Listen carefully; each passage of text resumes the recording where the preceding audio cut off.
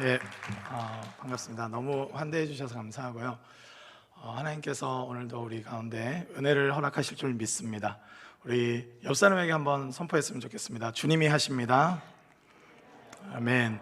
주님께서 오늘 이 방 가운데 은혜 허락하시고 또 함께 하실 줄 믿습니다. 우리 하나님의 말씀 함께 보도록 하겠습니다. 우리 열왕기하 22장 1절에서 2절 말씀입니다.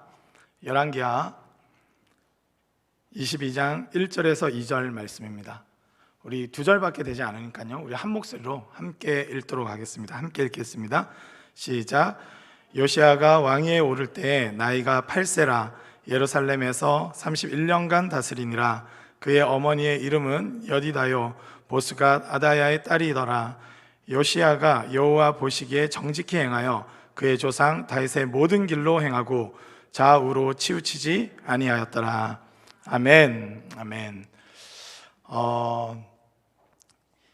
이 열왕기 상하 말씀은 특별히 솔로몬으로 시작해서 이 솔로몬의 범죄로 말미암아서 남유다와 북이스라엘로 나뉘게 됩니다.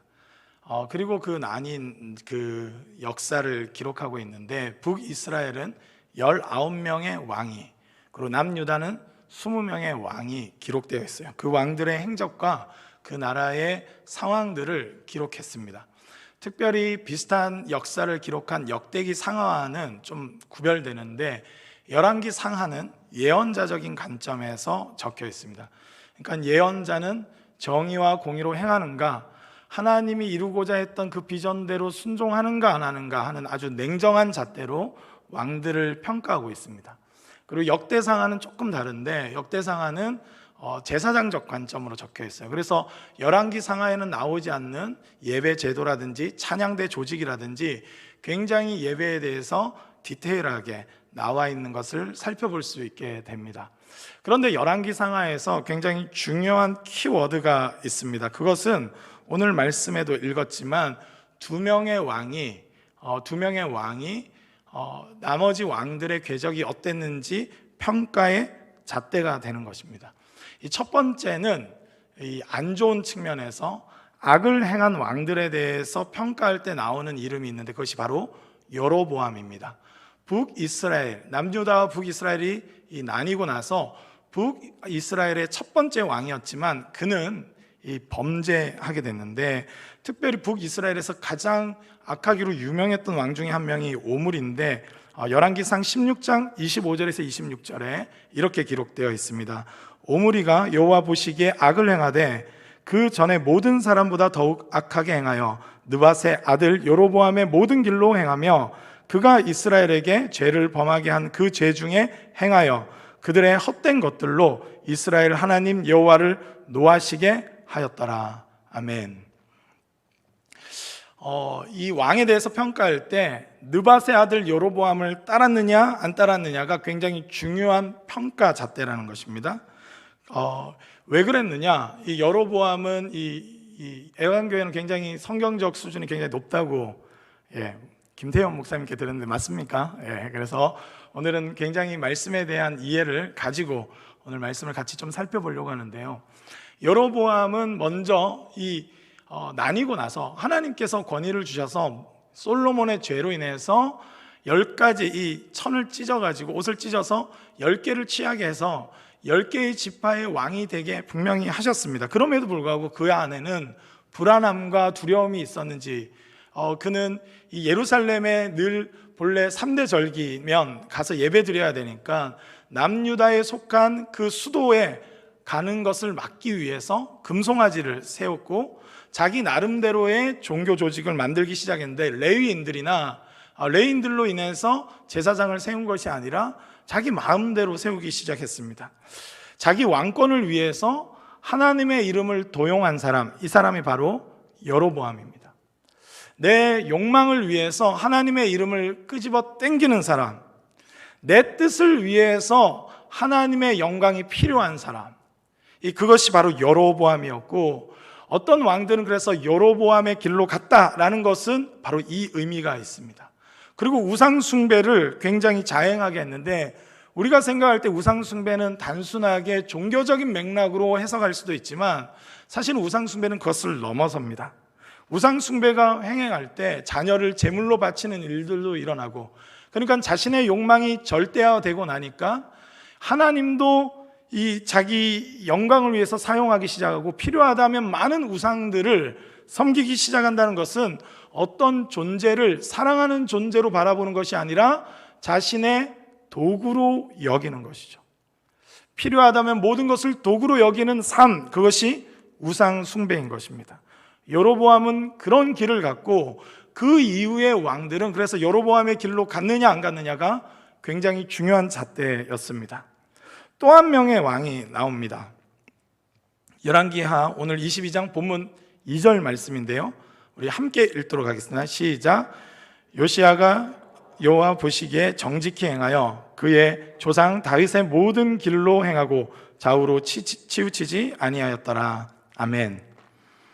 어떤 사람이 어떤 궤적을 그리느냐 굉장히 중요합니다. 그러니까 왕들은 자신이 어떤 궤적을 그리느냐에 따라서 하나님이 평가하실 거라는 것을 알고 있었어요. 많은 왕들이 다윗을 몰랐을까요? 다윗을 알았죠. 다윗의 위대함을, 다윗이 하나님을 찬양함을, 그의 삶 가운데 하나님께서 동행하시고 함께함을 모르지 않았습니다. 그러나 중요한 것은 다윗의 길로 갔느냐 안 갔느냐입니다. 이 많은 청년들 중에 또는 이렇게 교제하면서도 보면 많은 목회자들 이름을 대기도 합니다. 유명한 목사님들. 그래서 뭐 김기성 목사님이라든지 이재철 목사님, 들어보셨는지 잘 모르겠지만 또 이찬수 목사님이나 유기성 목사님 책들도 많이 보고 많은 이야기를 해요. 또 뭐 아주 훌륭한 목사님 김태현 목사님이라든지 이런 분들 이야기를 굉장히 많이 합니다. 그런데 문제는 그 목사님들의 이름을 나열하기만 하고 과연 어떤 궤적을 그리느냐가 훨씬 더 중요한 문제라는 거예요. 유다 왕들 중에, 북이스라엘 왕들 중에 다윗의 이름을 모르는 사람이 없습니다. 다윗은 분명하게 하나님께서 기름 부으시고 골리앗을 이기게 하시고 어려운 와중에도, 그리고 그가 죄를 범했음에도 불구하고 하나님의 다루심을 받으며 회개하고 돌이켰던 왕이었던 것을 모르지 않아요. 그런데 문제는 뭡니까? 그 이후의 왕들이 다윗의 그 유명세를 알고 다윗의 나라 때처럼 부강하고 영광스러운 나라를 세우길 원했지만 다윗이 실제로 하나님과 동행하며 정의와 공의를 행했던 삶과는 분리된 채 살았다는 것이 문제인 것입니다. 우리 지금 기독교의 문제는 무엇입니까? 현재 한국교회의 문제는 뭐라고 많이들 평가하십니까? 그것은 바로 궤적이 예수 그리스도와 다르다는 것입니다. 신앙의 인물들의 이름은 열거되어 있지만 그들과 다른 궤적을 그려가면서 그들의 이름만 나열할 뿐이라는 것이 지금 우리 교회들의 문제일지도 모르겠습니다. 저를 포함한. 그렇기 때문에 우리는 이 말씀에 대해서 다시금 진지하게 한번 생각해 봐야 됩니다. 우리는 어떤 궤적을 그리고 있는가? 우리의 삶의 궤적은 정말로 그렇게 그려져 가고 있는가? 어떤 길을 정말로 따르고 있는가? 이것이 하나님이 평가하시는 기준이란 것입니다.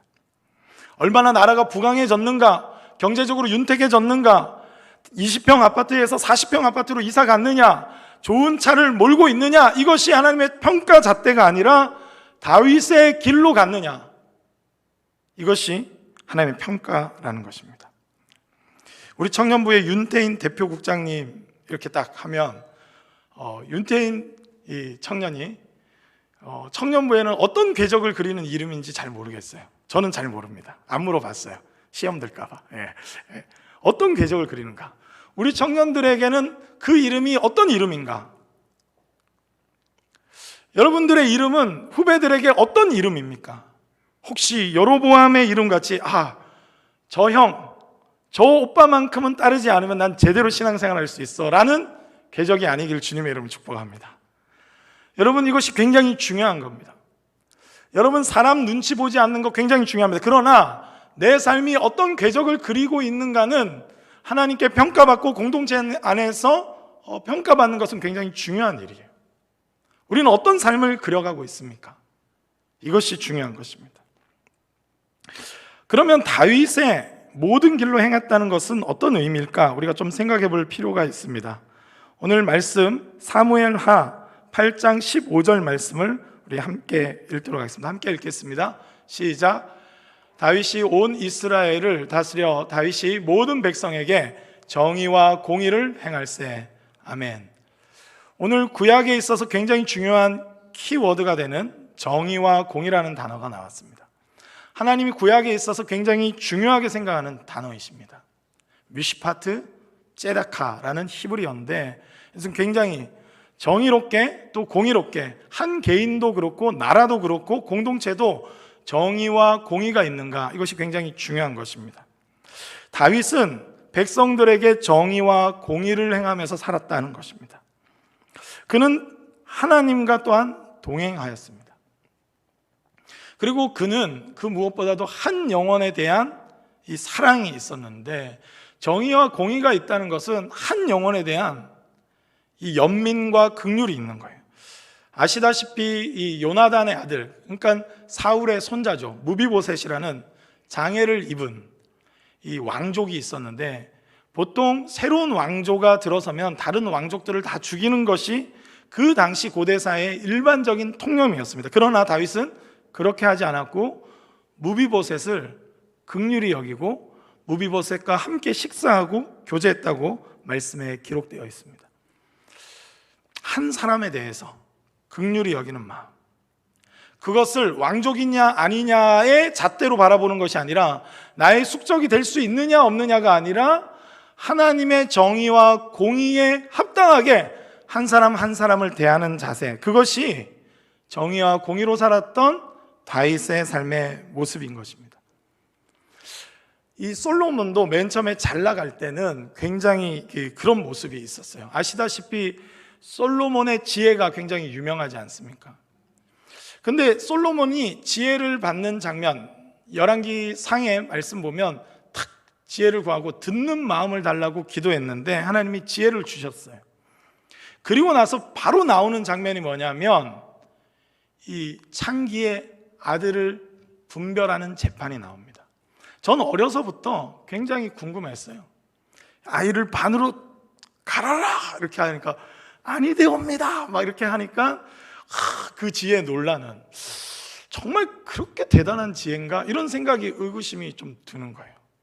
어떠십니까? 성경을 읽으면서 항상 너무나 아멘으로 받으시기 때문에 한 점의 의심 없이 바라보신 것 같긴 한데, 그럼에도 불구하고 물론 대단한 지혜이긴 하지만 왜 성경이 하필이면 솔로몬의 지혜를 강조한 뒤에 바로 이 기사를 적어놨을까라는 의구심이 들었어요. 그러나 제가 묵상하다가 어느 날 이 깨달음이 왔는데, 이 솔로몬이 구했던 것은 듣는 마음이었어요. 그런데 어느 정도의 듣는 마음이었냐?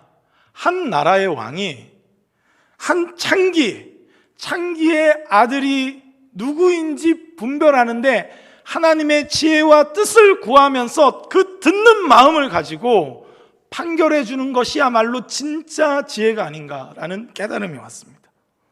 솔로몬의 지혜는 잘 분별하는 지혜 수준이 아니라 정의와 공의로 행하며 한 영혼, 그 직업으로 평가하지 않고 엄마로서 아들을 찾고자 하는, 아이를 찾고자 하는 그 간절한 호소를 들을 수 있는 하나님 아버지만 갖고 계신 바로 그 긍휼함, 그 사랑, 그 정의와 공의가 있었던 것입니다. 그것이 다윗의 길입니다. 여러분, 우리는 어떻습니까? 한 사람의 눈물에 대해서, 한 사람의 호소와 고통에 대해서 진실하게 대하고 있는지 주님이 우리에게 질문하십니다. 다윗의 길이란 그런 길입니다. 다윗의 길은 또한 예배의 길이었어요. 다윗이 법궤를 이 다윗 성으로 드렸고, 그는 성전을 짓고자 하는 열심이 있었지만 하나님이 막으셨을 때 성전을 지을 수 있는 모든 것들을 준비했던 자입니다. 그는 한 영혼에 대한 깊은 관심을 가졌을 뿐만 아니라 하나님이 진실로, 하나님께서 출애굽시키실 때부터 원래 계획하셨던 하나님의 제사장 나라, 거룩한 백성 다음이 온전하게 이 백성 가운데, 이 나라 가운데 임하길 간구했어요. 그는 왕이었지만 왕인 것을 드러내는 것보다 참된 왕이신 하나님의 통치를 잘 구현하고 본받기를 원했던 사람이 바로 이 다윗입니다. 다윗의 길로 가는 것, 이런 길이에요. 우리는 다윗이 정말로 정치적으로 잘했고 부강했고 또한 이 영토를 확장했고 하는 것에 굉장히 깊은 관심을 갖고 있지만, 사실은 다윗의 실제 내용은 이런 정의와 공의, 부하들을 함부로 다루지 않는 마음, 부솔 시냇가에서 600명의 용사가 가다가 200명이 낙오했음에도 불구하고 400명을 데리고 그 가족들을 다 찾아왔을 때도 전리품을 낙오한 자들과도 나누었던 마음, 아둘람 공동체에서 환난당한 자, 빚진 자들이 몰려왔을 때 자기 혼자 건사하기도 힘든 사울의 이 협박과 그 억압 가운데서 고통하는 본인 자신을 챙기기에도 힘들었음에도 불구하고 그 모든 자들을 긍휼히 여기고 품어주고 그렇게 함께 이루온 아둘람 공동체를 통해서 나중에 다윗 나라에 이 초석을 만든 사람이 바로 다윗이었습니다. 다윗의 길로 갔다는 것, 그러니까 왕들이 어떤 길을 갔느냐, 이것이 굉장히 중요한 것입니다. 우리는 이 하나님께서 이 다윗을 쓰셨다는 것을 너무 잘 알지만 왕들도 알았습니다. 그럼에도 불구하고 이 오늘 본문의 요시야 왕과 히스기야 왕 외에는 이 20명의 왕, 19명의 왕이 있음에도 불구하고 그 누구도 다윗의 길로 온전히 갔던 왕들이 없었어요. 예수 그리스도에 대해서 우리는 너무나 많은 이야기들을 합니다. 그런데 중요한 것은 그리스도인이라고 하면 예수 그리스도를 따르는 자요, 예수 그리스도를 바라보는 자요, 예수 그리스도를 닮아가는 자인데, 우리의 삶의 궤적은 혹시 예수님과 상관없는 것은 아닌가, 참 두려운 이야기입니다. 교회가 힘을 잃어버린 것은 경제적인 능력이 상실됐거나, 교회가 힘을 잃어버렸다는 것은 수적으로 조금 위축됐거나, 교회가 힘을 잃어버렸다는 것은 지금 현 시대의 문화를 압도하면서 나아가지 못하는 것에 있지 않습니다. 교회가 힘을 잃어버렸다는 것은 사실은 그리스도인이 그리스도 예수를 따르는 궤적을 잃어버렸다는 것이에요. 이스라엘이 왜 영광을 잃어버렸습니까? 그것은 다윗의 모든 길로 행해야 하는 것을 알면서도 따르지 않았다는 것입니다. 용기가 없던 거예요. 믿음이 없었던 것이. 우리도 한번 생각해 봐야 됩니다. 우리는 예수 그리스도의 팬인가 제자인가?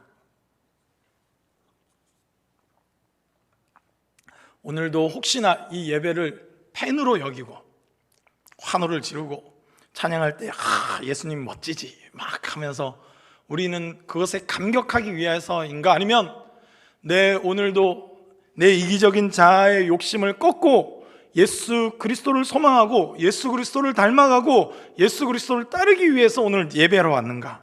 이것이 굉장히 중요한 문제인 것입니다. 저와 여러분은 예수 그리스도를 따를 수 있기를 주님의 이름으로 축복합니다. 아멘. 우리의 신앙은 가벼운 것이 아니에요. 우울한 것도 아니지만 가벼운 것도 아닙니다. 우린 예수 그리스도를 따르며 우리로서는 안 되는 그 일을 성령의 도우심을 통해서 그리스도를 따르며 닮아가는 정말 충만한 기쁨을 누리는 길을 걷고 있는 것입니다. 요시야는 자기 아버지, 할아버지 이 므낫세와 아몬의 죄악을 모르지 않았어요. 그는 8세의 왕이 됐습니다. 얼마나 영향력 있는 왕이 될 수 있었을지 잘 모르겠어요. 그의 나이에 한계도 느끼고 부족함도 느꼈겠죠. 그러나 길을 알았어요. 답답해 보이고 권세 있게 부리고 백성들이 조금만 반항해도 그냥 확 혼내주고 능지처참하고 이런 식으로 통치할 수 있는 길도 있다는 것을 알았지만, 이스라엘이 무너진 이유는 하나님의 말씀의 길에서 벗어나서 다윗이 걸어갔던 바로 그 말씀의 길에서 벗어나 버렸기 때문에 생겨난 현상이라는 것을 알았습니다. 그래서 그는 말씀에 순종하고 말씀 앞에 반응한 것입니다. 우리는 예수 그리스도의 결코 팬이 아닙니다. 어떤 지체들은 예수님 너무 멋있잖아요. 막 예수님 보셨어요? 콧날? 예수님 수염 너무 멋있잖아요. 여러분, 성화에 나온 그 백인에 가까운 예수님의 모습은 사실은 상상입니다. 이 여러 학자들이 그 당시 유대인들의 이 모습으로 이 복원한 사진들이 있는데 굉장히 실망스러워요. 보시면 코도 이렇게 좀 넉넉하시고, 물론 그것 또한 나름 그 역사적인 자료를 했지만 정확한 모습이라고 할 수 없겠지만 그리 아름답지 않습니다. 이 겉모습으로, 외모로는 흠모할 만한 것이 없다고 성경에 기록하고 있어요. 저도 거기서 좀 위로를 때로는 좀 받습니다. 흠모할 게 없지만 우리 주님이 그러셨기에. 예수님은 그런 모습 때문에 흠모하는 것이 아니에요. 그래서 열광하고 우린 팬이 아닙니다. 우리는 내 안에 사시는 예수 그리스도를 매일마다 만납니다. 우리는 예수 그리스도를 날마다 닮아갑니다. 부족하고 연약하고 무너져도 우리는 예수 그리스도의 그 소망을 잃지 않습니다. 성경은 뭐라고 약속합니까? 그리스도 예수의 장성한 분량까지 성도로 하여금 자라가게 하시겠다고 약속하고 계세요. 옆 사람에 향해서 축복합시다. 당신은 예수님처럼 자라갈 것입니다. 한번 선포해 주세요. 진실로 믿으십니까? 아멘. 믿음으로 취할 수 있길 주님의 이름으로 축복합니다. 성도의 최고의 영광은 기도했을 때 넓은 집을 받거나 좋은 차를 받거나, 받으셔도 좋습니다. 할렐루야. 그러나 많이 나눠주세요. 그러나 더 중요한 영광이 있습니다. 그것은 나 같은 죄인, 나같이 공의와 정의가 없는 자에게 예수 그리스도의 영광이 나타날 수 있는, 예수 그리스도의 모습을 닮아갈 수 있는 최고의 영광이 성도의 영광인 것입니다. 그 영광을 잃어버린다면 교회는 힘을 잃어버리는 거예요. 우리가 이 예수님을 모르지 않습니다. 우리 얼마나 오랫동안 예수님에 대해서 들어왔습니까? 모태신앙으로 자란 분들은 특별히 얼마나 예수님에 대해서 이제 그만 할 정도로 얼마나 예수님에 대해서 잘 압니까? 그러나 중요한 것은 예수 그리스도의 그 궤적을 우리가 따르고 있는가라는 질문. 예수 그리스도에 대한 어휘가 많거나 예수 그리스도에 대한 지식이 많거나 신학적인 담론을 잘 얘기하는 것으로 부족합니다. 찬양을 많이 하는 것으로도 부족합니다. 우리의 고백에, 우리의 눈빛에, 우리의 손길에, 우리의 고백마다 예수 그리스도로 충만해지는 것, 그것이 참된 신앙 생활이라는 것입니다. 그것을 붙들어야 됩니다. 요시야는 그것을 붙들었습니다. 다윗의 길로, 말씀의 길로 가는 것이 이 나라를 다시 회복할 수 있는 유일한 길이라는 것을 깨달았어요. 열왕기하 22장 11절에 이렇게 기록되어 있습니다. 왕이 율법책에 말을 듣자 곧 그의 옷을 찢으니라. 요시야는 성전을 수리케 했는데 거기서 이 말씀을 발견했어요. 많은 학자들은 신명기의 말씀이라고 많이 추측합니다. 그래서 그 말씀을 읽으면서 옷을 찢었어요. 그 말씀을 듣자가 왜 우리 이스라엘이 이런 상태가 됐는지 깨달았어요. 말씀을 통해서 진단받았을 때 경제적인 문제냐, 정치적인 문제냐, 이런 것들이 아니라 이건 영적인 문제고 하나님의 길에서 벗어났기 때문에 생겨난 일이라는 것을 깨달았습니다. 그는 옷을 찢었어요. 여러분, 오늘 마음을 찢을 수 있길 주님의 이름으로 축복합니다. 종교적인 어휘와 형식이 남아있는 것이 아니라 하나님은 오늘 우리의 마음을 찢고, 불가능해 보이지만 하나님께서 하시면 된다는 것을 믿고 믿음으로 나아가기를 원하는 것입니다. 여러분, 다윗의 길로 갔다는 것, 그런 말씀의 길로 간 거예요. 그런데 우리가 모르지 않습니다, 말씀을.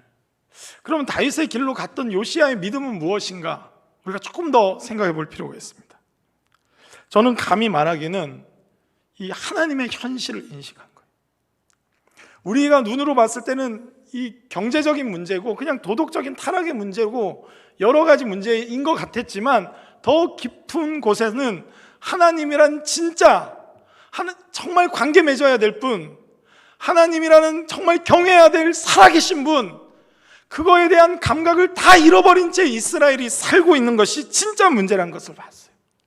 말씀으로 회복한다는 것은 무엇입니까? 말씀을 많이 여러 번 읽거나 성경 통독을 여러 번 해가지고 5도 가고 10도 가는 것 굉장히 소중한 일입니다. 그러나 진실로 매 순간마다 하나님의 현실, 하나님이 우리와 함께 하시는 이 현실, 그것을 믿음으로 취하는 거예요. 어리지만 나라가 완전히 엉망이 됐지만 여전히 말씀의 길로 가면 다시 회복의 길이 있다는 것을 믿는 그 믿음, 하나님이야말로 불가능한 가능성이신 분, 인간으로서는 불가능하지만 우리의 상황과 은사와 여건으로는 불가능하지만 믿음 안에서는 여전히 가능케 하시는 분, 그것을 믿는 것이 바로 다윗의 길을 가는 것이요 요시야의 길을 가는 것인 줄 믿습니다. 우리 교회에 대해서 이 코로나 이후로 더 부정적인 말들이 많아요. 맞습니다. 부족한 부분도 있었죠. 우리의 상황 그런 건 맞습니다. 그런데 제가 말씀을 자세히 들여다보니까 이 본래 그렇게 훌륭하지 않았더라고요. 이 맨 처음에 모세가 출애굽해서 하나님 나라의 그 큰 비전을 가지고 나아가려고 할 때도 모세가 애굽에서 바로와 대항할 때 이 바로가 얼마나 교묘하고 그 정치 구단 아니겠습니까? 그래서 모세와 아론을 공격한 게 아니라 백성들을 더 괴롭혀요. 그래서 나중에 백성들이 어떻게 하냐면 더 이 집도 주지 않고 벽돌을 짓게 하고 막 이렇게 하니까 오히려 아론과 모세에게 막 불평하는 말씀들이 나옵니다. 그러니까 모세가 푸념을 해요, 하나님 앞에. 백성들이 내 말도 듣지 않는데 내가 어떻게 바로에게 말하고 어떻게 이렇게 출애굽을 시킬 수 있는가, 하나님께 막 항의를 해요. 제가 그 말씀을 보면서 참 깨달음이 왔어요. 모세도 그렇게 훌륭하지 않더라고요. 처음 부르심 받을 때도 나는 입이 뻣뻣해서 막 그 이후에 얼마나 말을 많이 하시는지. 신명기는 3편의 설교로 되어 있는 이 책입니다. 34장까지 되어 있죠. 저의 설교 길이와는 상대가 되지 않을 정도로 어마어마하게 쏟아내는 그 모세가 그 문제들 앞에서는 입이 뻣뻣하고 나는 할 수 없다고 끝까지 거부하는 모습을 볼 수 있습니다. 그리고 문제가 딱 하나 생기니까 안 된다는 거예요. 백성들도 조금 어렵게 하니까 그 놀라운 비전을 줬음에도 불구하고 막 지도자들을 탓해요. 저는 혹시 우리 교회 모습이 그런 건 아닌지 돌아보게 됩니다. 교회가 힘들어진 이유가 무엇입니까? 목회자들의 잘못 맞습니다. 저 잘못 맞아요. 그런데 이 지도자들의 잘못이라고 생각하지만 아마 목회자들만 또 모아서 설문조사하면 제가 볼 때는 우리 교회 장로님 누구 때문에, 또는 집사님 누구, 권사님 누구 이렇게 나올지도 몰라요. 청년부 임원 그 누구 때문에 지금 우리 부서가 힘들다 나올지도 모르겠습니다. 서로를 탓하고 서로 절망하고 서로 한탄하는 이런 모습으로 과연 우리는 하나님의 나라의 영광을 다시 회복할 수 있는가? 우리는 깨달아야 돼요. 말씀 앞에서 요시야가 옷을 찢듯이 그것은 누구를 탓하거나 아버지를 탓하고 할아버지를 탓한다고 되는 문제가 아니에요. 말 안 듣는 백성들을 탓한다고 되는 문제가 아니었어요. 그것은 옷을 찢고 하나님 앞에서 반응하는 믿음의 싸움의 문제라는 거예요. 불가능해 보이지만 이런 처참한 현실에서 어떻게 하나님 감히 부흥을 다시 얘기할 수 있습니까? 이렇게 처참하고 나조차도 소진되어 있고 탈진되어 있는데 이젠 이미 지쳐버렸는데 어떻게 다시 하나님 나라의 영광을 우리는 구할 수 있습니까? 우리가 다시금 말씀을 붙잡을 수 있는 믿음이 있길 주님의 이름으로 축복합니다. 성도에게 제일 어려운 것이 무엇인지 아십니까? 예수 그리스도를 믿는 성도에게 제일 어려운 문제는 제가 생각할 때 어떤 순간에도 하나님을 믿는 거예요. 코로나는 이 시간이 2년이 지날 정도로 길어질 줄 누가 알았습니까? 그럼에도 불구하고 하나님을 믿는 것. 제가 코로나 2년을 보내면서 회개한 게 있는데 광야 40년 함부로 말할 게 아니더라고요. 광야 40년 하면 40년 동안 좀 고난받았다 이렇게 와닿게 제가 말하면 코로나 40년 확 와닿으시죠? 절대 그것만은 안 됩니다. 막 그런 마음이 들잖아요. 여러분, 믿음의 선진들은 그런 상황 속에서 여전히 약속의 말씀을 붙들었을 때 하나님은 일하기 시작하셨습니다. 오랜 기간 암흑기였지만 요시야는 여전히 말씀이 이스라엘을 회복할 수 있는 유일한 근거란 것을 신뢰했어요. 여러분, 다시 말씀을 붙잡을 수 있길 바랍니다. 단순한 말씀부터 순종할 수 있길 바라요. 기쁨으로 기꺼이 하나님의 영광을 위해서 자신을 드릴 수 있길 바랍니다. 모든 순간, 저는 그래서 이런 용어를 좀 쓰는데, 이게 신학적으로 맞냐 그르냐의 문제는 좀 아닌 것 같습니다. 여러분, 오직 의인은 믿음으로 말미암아 살리라 라고 말하고 있어요. 이게 어느 순간 지나고 나니까 좀 종교적인 어휘가 돼버렸어요. 믿음으로 말미암아 살리라 말은 하는데 정말 믿음으로 사는가? 저는 그래서 이거를 좀 용어를 비틀어서 믿음을 쓴다는 표현을 합니다. 모든 순간마다 내가 예수 그리스도를 주님으로 믿는 그 믿음으로 내가 찬양할 때도 믿음을 쓰는 거예요. 나에게 주신 그 믿음을 사용해서 찬양하는 거예요. 내 이 일상 가운데 설거지 하나를 해도 모든 바발은 없애겠다는 주님이 하시듯 완전하게 하는 거예요. 그 예전에 제가 아버지를 좀 모시고 산 기간이 있었는데 2년 정도 모시고 살았는데, 이게 저는 지금 커서야 이제 알았는데 아버지가 분명히 씻고 나오셨는데 약간 뭔가 이 발냄새가 좀 나시는 거예요. 그래서 아버지 좀 다시 씻으세요 막 이렇게 하고 막 그렇게 타박을 한 적이 있습니다. 근데 아버지가 씻었는데 왜 또 그래? 이렇게 얘기는 하셨는데, 요즘 제가 애들한테 씻고 나왔는데 자꾸 저희 애들이 아빠 좀 발 좀 다시 씻고 오라고 이렇게 하면서 아버지의 심정이 뭐였는지 제가 좀 알겠더라고요, 사실은. 그런데 하루는 제가 이 세족식도 하고 뭐 이렇게 하는데 왜 아버지의 발은 내가 안 씻어드릴까라는 생각이 들었어요. 믿음을 썼어요. 세족식은 종교적인 어떤 감동과 형식을 위해서 하나님이 주신 것이 아니라 내 옆에 구체적인 한 사람, 내가 존경해야 될 아버지를 위해서 주신 말씀이라는 것을 알았어요. 그래서 그날은 아버지의 발을 뽀독뽀독 제가 얼마나 깨끗하게 씻어드렸는지 굉장히 기분 좋아하시더라고요. 여러분, 믿음을 쓴다는 것은 그런 것입니다.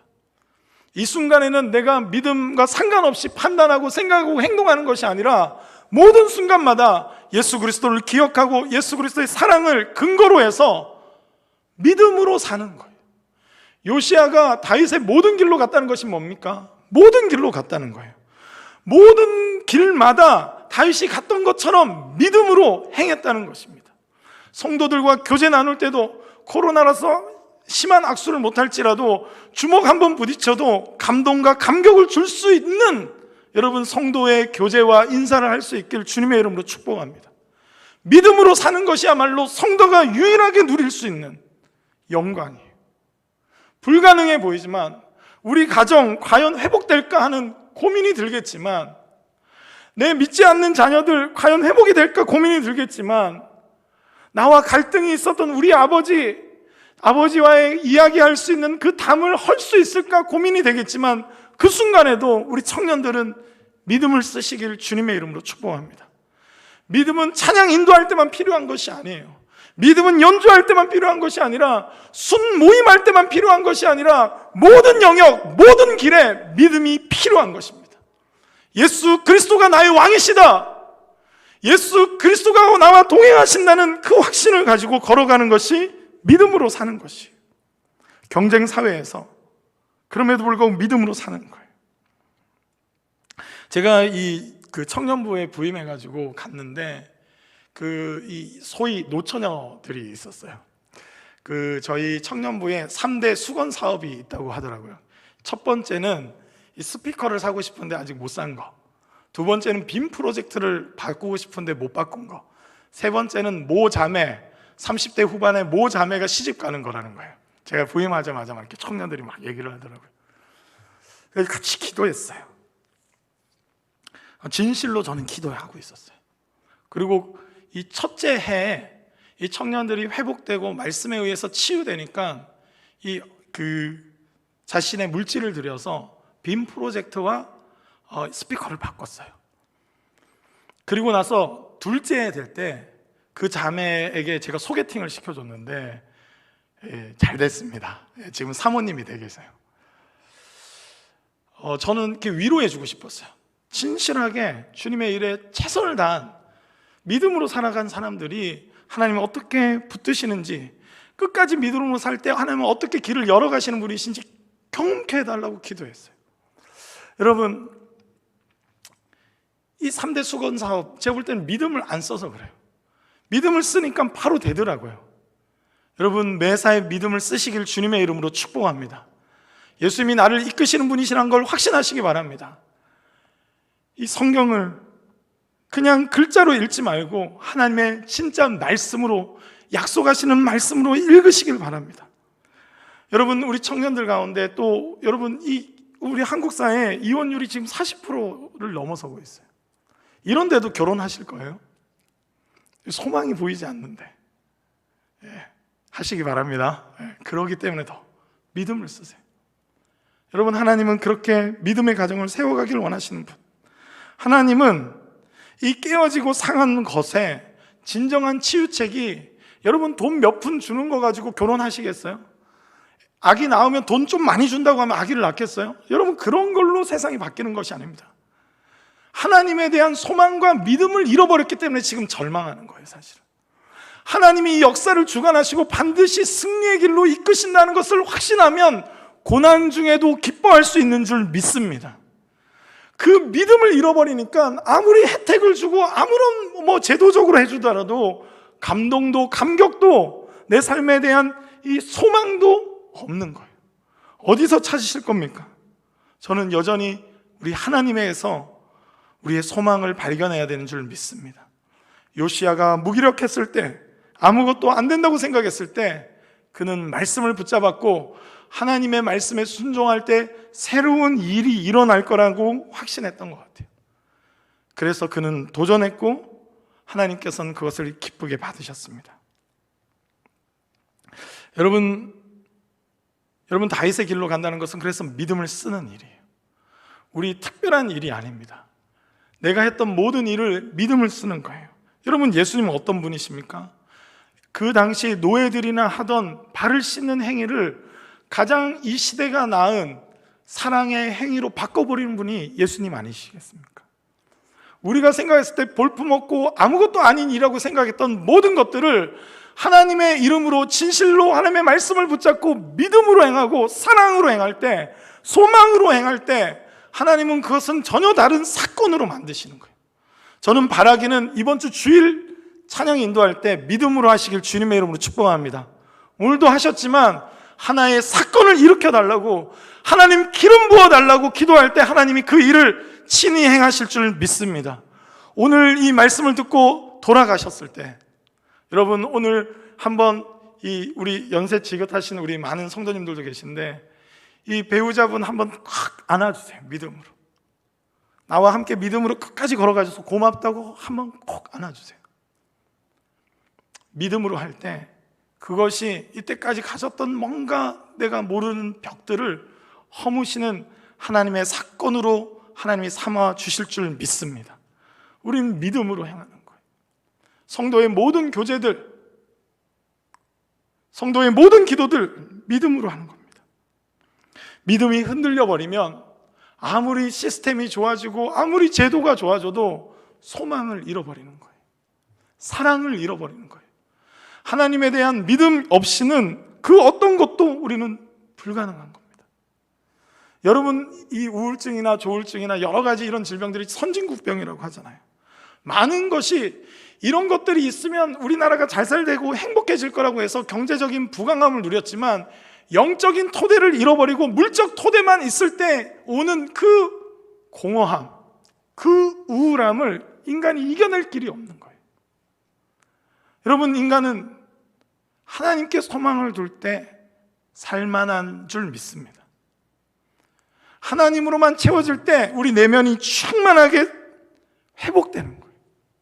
하나님이 나와 함께 하심을 경험할 때 작은 일이라도 작은 충성되게 감당할 수 있는 것입니다. 세상은 볼품없다고 말할지라도 오늘도 한국교회를 위해서, 우리 애강교회를 위해서 기도하는 우리의 기도를 하나님 사용하신다는 걸 알기에 오늘 기도할 때 믿음으로 드리는 이 기도를 하나님이 사건으로 만드실 줄 믿습니다. 하나님 그렇게 일하시는 분이에요. 오늘 이 열왕기 하 25장 27절 말씀 함께 읽도록 하겠습니다. 함께 읽겠습니다. 시작. 유다왕 요야긴이 사로잡혀 간 지 37년 곧 바벨론 왕 에일무로닥이 즉위한 원년 12월 그달 27일에 유다왕 요야긴을 옥에서 내놓아 그 머리를 들게 하고. 아멘.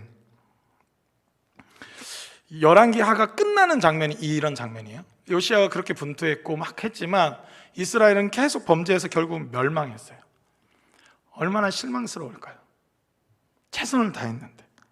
그런데 열왕기 하에 확 회복된 이야기도 아니고 굉장히 미세하지만 하나님의 움직임이 포착됩니다. 그것은 요야긴 왕이 잡혀갔었는데 감옥에서 풀려나고 왕의 식탁에서 같이 식사하는 장면으로 끝나버려요. 제가 천국 가면 열왕기 상하 적으신 분 좀 만나고 싶어요. 왜 그렇게 적었냐고. 너무 감질만 나게 적은 것 같은 거예요. 그런데 이게 참 탁월한 것 같습니다. 그게 현실이에요.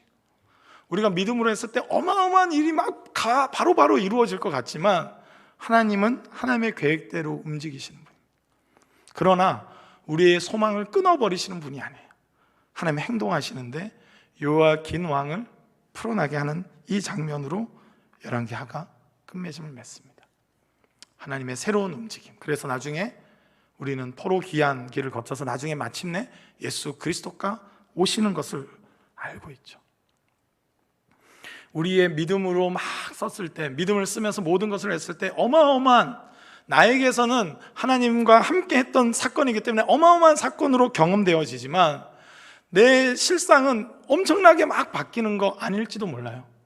저도 한 번씩 믿음을 쓴다고 이렇게 팍 이렇게 뭐 아내를 안아주는데 팔꿈치로 팍 쳐내면서 와 이러노 이렇게 할 때도 있죠.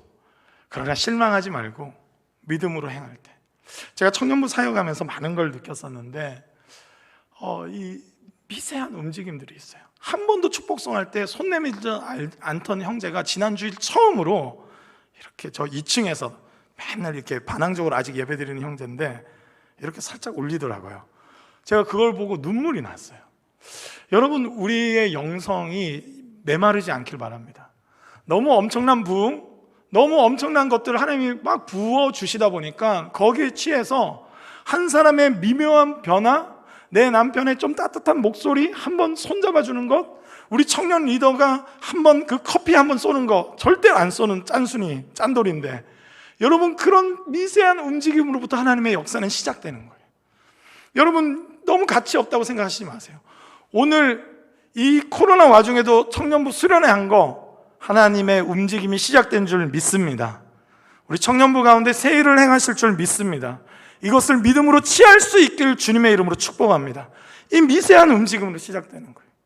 여러분, 사도행전 28장 31절 말씀을 읽고 오늘 말씀을 맺고자 합니다. 제가 맺는다고 해도 보통 한 10분에서 15분 더 설교하는 경향이 있으니까 이제 끝났나 이렇게 너무 생각하지 마시고, 저희 청년들이 맨날 저를 욕해요. 그래서 이제 끝으로 이제 맺습니다 이렇게 해놓고 한 10분 더 하고 20분 더 한다고. 그래서 여러분들 오해하실까봐 미리 말씀드립니다. 우리 이 말씀 함께 읽겠습니다. 시작. 하나님의 나라를 전파하며 주 예수 그리스도에 관한 모든 것을 담대하게 거침없이 가르치더라. 여러분, 이 말씀은 사도행전 마지막 장 마지막 절 말씀이에요. 여러분, 사도행전에 놀라운 역사들이 일어나고 막 이렇게 했는데 사도 바울이 잡혀요. 그리고 로마행으로 갑니다. 감옥, 가택연금을 당해요. 참 이렇게 뭔가 사도행전 말미면 막 그렇게 해가지고 막 진짜 어마어마한 사건들로 가득 차가지고 뭔가 하나님 나라에 대한 기대감을 풍성하게 품고 끝내게 해야 되는데, 이 열왕기 상하 이 저자한테 배웠는지 몰라도 누가도 이렇게 적어버려요.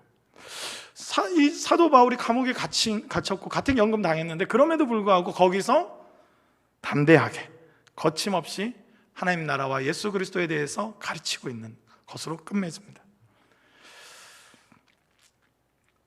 그렇게 화려하지 않아요.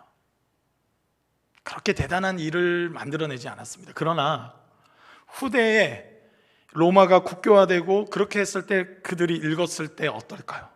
하나님은 이 작은 움직임을 시작으로 해서 로마 제국을 다 바꿔놓는 분이라는 것을 깨달았을 거예요.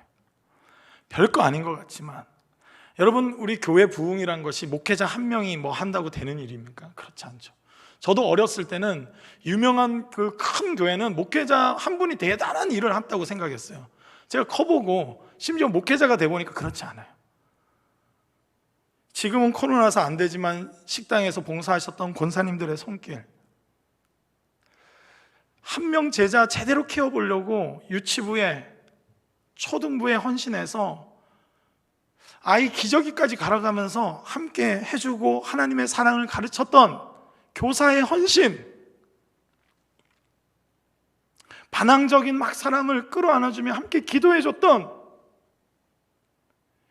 교회 리더들의 헌신, 그렇게 특별하게 기록될 수 없는 많은 일들을 통해서 하나님은 하나님의 영광을 이루어 가셨던 분입니다.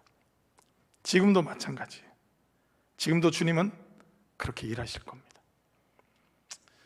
여러분, 하나님은 불가능한 가능성이십니다. 그것은 인간적인 긍정의 힘과 다른 차원이 다른 거예요. 인간적인 재능들을 막 끌어모아서 뭔가 해보려고 하는 것이 아니라 하나님 이 역사를 반드시 승리로 기결하기로 부활을 통해서 보여주셨기 때문에, 여러분, 우리는 사도신경에 늘 고백하지 않습니까? 몸의 부활과 영생을 믿습니다. 우린 최종 승리가 이미 확보된 존재인 줄 믿습니다.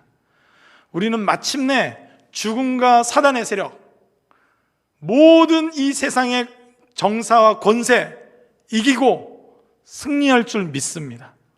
하나님 마침내 그렇게 하실 분이신 걸 알기 때문에 우리는 절망하지 않고 여전히 하나님을 소망하는 거예요. 여전히 이 땅에 영원의 가치를 가지고 사랑하고 섬겨나가는 거예요. 여전히 말씀이 승리의 길이라는 걸 확신하고 말씀에 순종하며 믿음의 걸음을 걷는 거예요. 여러분, 그렇게 할 때 하나님은 모든 걸 치유하시고 마침내 당신의 때에 당신 뜻대로 모든 것을 성취하실 줄 믿습니다. 교회는 그러한 공동체입니다.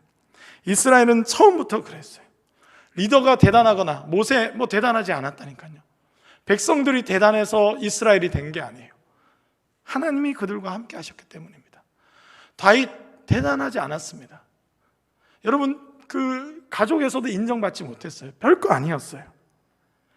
그렇게 주목받는 인물이 아니었습니다. 그러나 별거 아닌 사람들끼리 모여서 빚진 자, 원통한 자, 이런 사람들이 모여서 다윗의 왕국을, 하나님을 이 통치를 다시 구현해내는 다윗의 나라를 만들어 간 거 아닙니까? 요시야, 8세 때 왕된 허수아비 왕 같은 그런 어린 왕이 여전히 하나님에 대한 소망을 품고 말씀에 순종해 나가며 개혁해 나갈 때 하나님이 일을 이루신 줄 믿습니다. 제가 목회자로서 어마어마한 일을 하지 않았어요. 그냥 위로가 필요한 사람한테 편지 한 통 쓰고 마음 아파하는 사람한테 함께 울면서 기도해주고, 얼마 전에도 이명 떨어진 애가 있어가지고 2차를 치고 저한테 막 달려왔어요. 그 이명 쳤던 우리 친구가 사실은 이 집안 여러 가지 형편 때문에 맨날 아르바이트를 하면서 이명을 치는 거예요. 그래서 제가 너무 속상했어요. 3개월이라도 아르바이트를 안 하고 공부에 집중할 수 있도록 돕고 싶었어요. 그래서 몇몇 집사님들에게 요청했어요. 이런 형제가 있는데 좀 도와주면 안 되겠냐. 저도 좀 얼마 내고 같이 도와서 3개월 동안 아르바이트 하지 않고 공부할 수 있도록 해줬어요. 그전엔 1차에서 늘 떨어졌는데 이번에 1차 붙어서 참 기뻤는데 2차에서 떨어진 거예요. 너무 속상했어요. 너무 마음이 아팠어요. 철들어서 가정을 생각하면서 살아가기 때문에 빨리 합격하지 못하는 이 현실이 너무 속상했어요. 그러나 하나님의 말씀을 붙잡고 같이 기도해 줬어요. 흔들리지 않도록. 그래서 올해는 6개월 정도는 준비해 주려고 생각하고 있어요. 여러분, 말씀의 길은 멀지 않습니다. 내 주변에 신음하는 한 사람을 위해서 울어주고 물질을 함께 나누고 나의 많은 것으로 형제의 부족한 걸 채워주는 균등케 하는 삶을 살면 되는 거예요. 우리의 어떤 어마어마한 전략이 교회를 부흥시키는 것이 아니에요. 숨겨진 곳에서도 말씀으로 살아가고 말씀대로 살려고 몸부림칠 때 하나님은 그 일들을 이루어 가시는 거예요. 없는 형편에도 어떻게든 함께 하려고 할 때 하나님은 하나님의 교회를 교회되게 하시는 줄 믿습니다. 우리 가운데 그 믿음이 있길 주님의 이름으로 축복합니다. 말씀에 대한 여러 가지 것들을 말하고 이야기하고 그럴싸하게 아주 깔끔하게 잘 이야기하는 것으로 만족할 수 없어요. 뜨거운 사랑이 없이는, 다윗의 길로 가지 않고서는 견딜 수 없다고 하는 오늘 결단이 있길 주님의 이름으로 축복합니다. 우리 교회에 있는 청년들만큼은 그 누구도 외롭거나 고립되거나 절망하는 사람 없도록 우리 모든 성도님들이 기도해 주시길 주님의 이름으로 축복합니다. 우리 청년들 그냥 위에서 기도할게, 너 취직해야지, 너 장가 가야지, 그런 말씀 하지 마시고 차라리 소개팅 한 번이라도 시켜주세요. 그런 말씀 하시지 말고 용돈이라도 한번 지어주세요. 힘든 거 없냐고 한번 물어봐 주시고, 내가 너를 위해서 밤마다 기도할 기도 제목 없냐고 물어봐 주세요. 여러분, 그렇게 기도하고 함께 할 때 주님의 교회는 주님 교회다울 수 있는 모습으로 다시 회복될 줄 믿습니다. 저는 여전히 하나님의 말씀을 순진하게 믿고 싶어요. 예수님을 따르면 여전히 승리의 길이 있다고 믿습니다. 때론 손해보고, 때로는 오해받고, 때로는 뒤통수 맞더라도 우리는 예수 그리스도를 따라갈 때 승리할 수 있을 줄 믿습니다. 우리 가운데 그 믿음이 분명하게 설 수 있는 이 밤 되기를 원합니다. 다윗의 길로, 다윗의 모든 길로 갈 때 주님이 그 어린 요시야를 통해서도 회복의 역사를 일으키셨듯이, 여러분, 교역자가 성령 충만하면 교회가 크게 잘 안 바뀌어요. 사실은 조금 바뀌어요. 제가 비밀을 알려드릴까요? 청년 중에 한 명이 예수님께 미치면 그 교회 바뀝니다. 아멘. 아멘. 절대 안 바뀔 것 같은 새신자 한 명이 바뀌면 그 교회 바뀌어버리는 거예요. 저희 청년부 안에 그런 일들이 너무 많아요. 죄를 고백하고 자기 것을 내어놓고, 제가 이렇게 섬기는 거 저도 돈이 안 많은데 이런 거 얘기하면 청년들 중에 더 자기의 물질을 후원하는 사람들이 더 많아요. 그렇게 실제적인 사랑의 실천이 있으니까 자꾸 변해가더라고요. 자꾸 서로를 사랑하는 일들이 일어나더라고요. 성경 공부하면서 이론에 머물러 있을 때는 아무런 변화가 없다가 모든 일에 정말 이 말씀을 붙잡고 믿음을 쓰기 시작하니까 하나님의 미세한 움직임들을 봅니다. 어마어마한 일은 아니에요. 막 임용 합격하고 수석하고 그 정도 안 일어나더라고요. 실망도 될 때도 있어요. 나의 것으로 최선을 다해서 섬겼음에도 불구하고 그런 일이 일어나지 않는 것에 속상할 때가 있습니다. 그러나 주님은 움직이세요. 미세하지만 분명하게 움직이시고 분명하게 역사하시는 분인 줄 믿습니다. 오늘 이 믿음을 가지고 오늘 결단할 수 있기를 주님의 이름으로 축복합니다. 우리 이 시간 한번 함께 찬양하며 나갔으면 좋겠습니다.